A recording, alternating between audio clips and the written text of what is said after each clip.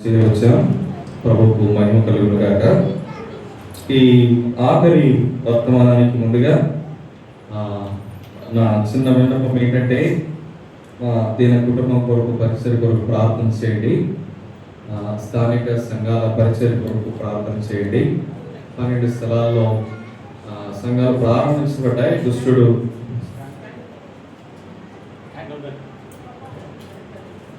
దుష్టుడు కొన్ని సంఘాలను గలిబిలి చేస్తుంటాడు. వాటి కొరకు ప్రార్థన చేయండి. అలాగే ప్రింటింగ్ పరిచయ కొరకు ప్రార్థన చేయండి.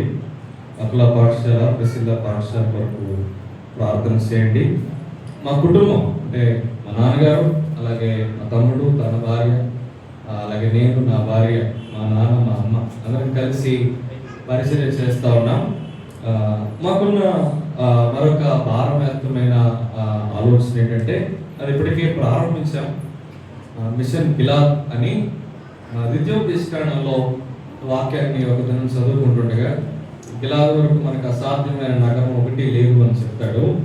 సో అందుకని స్వార్థకు ద్వారాలు తెరవబడడానికి ఈ నగరం అసాధ్యమైనది కాదు అని మేము నమ్మి, ఏ మందిరాలు అంటే ఏ సహవాసాలు లేని పల్లెటూర్లకు వెళ్ళి అక్కడే 2 దినాలు ఉండి రాత్రంతా గ్రామం కొరకు ప్రార్థన చేసి, మైక్ యంత్రం లేకుండా వ్యక్తిగత స్వార్థను ప్రకటించి వీరి స్వార్థ చేసి స్వార్థ గుడికి ఏర్పాటు చేసి అక్కడ ఒక సంఘం కట్టుబడేంత వరకు మేము పరిచర్య చేస్తా ఉన్నాం.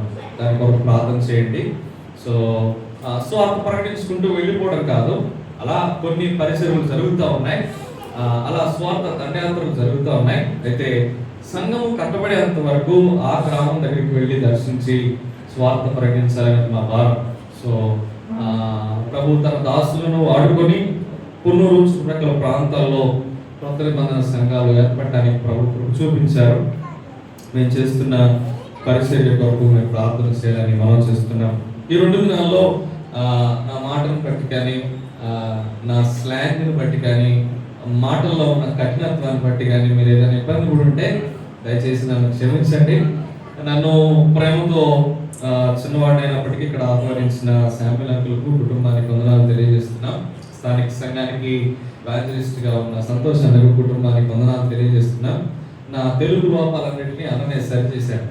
Is a very good translator. And అన్నతో నేను కలిసి పరిచయం చేయడం, వేదికని పంచుకోవడం నాకు చాలా సంతోషంగా ఉంది. ఈ 2 దినాలు దేవాలయ వార్షికోత్సవం గురించి మాట్లాడుకున్నాం. ఆఖరి వర్తమానాన్ని మనం విందాం.